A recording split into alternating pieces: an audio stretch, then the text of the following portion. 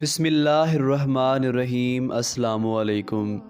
रोज़ाना वाक़यात सुनने के लिए हमारे चैनल बशर स्टूडियो को सब्सक्राइब करें। हज़रत निज़ामुद्दीन औलिया रहमतुल्लाह ताला अलैह अक्सर एक जुमला कहा करते थे, हमसे तो धोबी का बेटा ही खुश नसीब निकला, हमसे तो इतना भी ना हो सका। इतना फरमाकर फिर रोने लग जाते।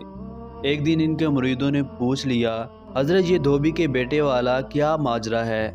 आपने फरमाया, एक धोबी के पास महल से कपड़े धुलने आया करते थे और वो मियाँ बीवी कपड़े धोकर इस्त्री करके वापस महल पहुँचा दिया करते थे।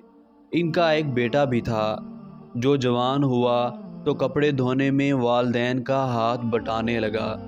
कपड़ों में शहज़ादी के कपड़े भी थे जिनको धोते धोते वो शहज़ादी के नादीदा इश्क में मुब्तला हो गया।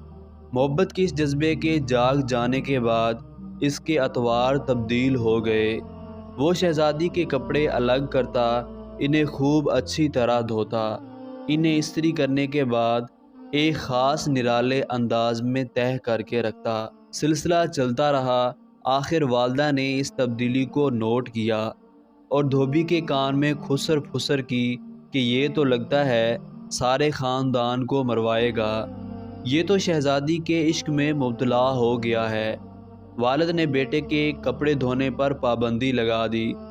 इधर जब तक लड़का मोहब्बत के ज़ेरे असर महबूब की कोई खिदमत बजा लाता था, मोहब्बत का बुखार निकलता रहता था, मगर जब वो इस खिदमत से हटाया गया तो लड़का बीमार पड़ गया और चंद दिन के बाद फौत हो गया।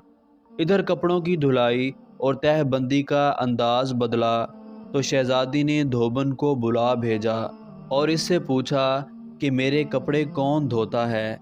धोबन ने जवाब दिया, शहज़ादी आलिया मैं धोती हूँ। शहज़ादी ने कहा, पहले कौन धोता था? धोबन ने कहा, मैं ही धोती थी।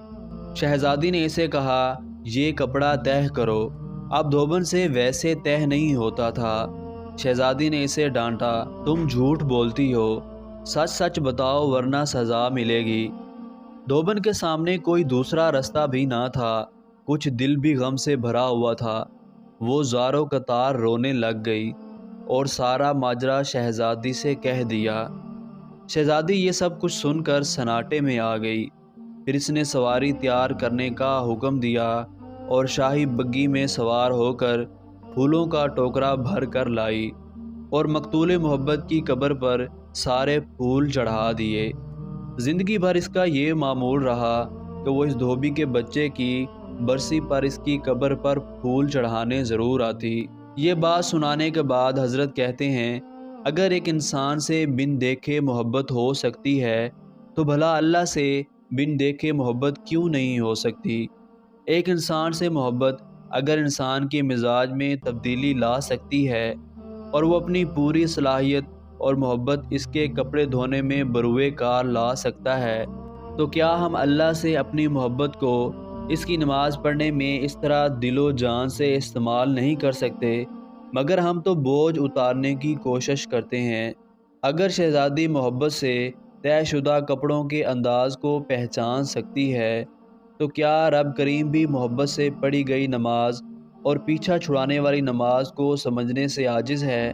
हज़रत निज़ामुद्दीन औलिया फिर फरमाते हैं, वो धोबी का बच्चा इस वजह से कामयाब है कि इसकी मोहब्बत को कबूल कर लिया गया, जबकि हमारे अंजाम का कोई पता नहीं, कबूल होगी या मुंह पर मार दी जाएगी। अल्लाह जिस तरह ईमान और नमाज रोज़े का मुतालबा करता है, इसी तरह मोहब्बत का तकाजा भी करता है। अल्लाह की कसम, अगर ये नमाजें ना होती तो अल्लाह से मोहब्बत करने वालों के दिल इस तरह फट जाते जिस तरह धोबी के बच्चे का दिल फट गया था। ये सारी सारी रात की नमाज ऐसे ही नहीं पढ़ी जाती, कोई जज्बा खड़ा रखता है। आप फरमाते हैं, ये नुस्खा अल्लाह पाक ने अपने नबी के दिल की हालत देख कर बताया था कि आप नमाज पढ़ा कीजिए और रात भर हमारी बातें दोहराते रहा कीजिए, आराम मिलता रहेगा। रोज़ाना ऐसे ही वाक़यात सुनने के लिए हमारे चैनल बशर स्टूडियो को सब्सक्राइब करें।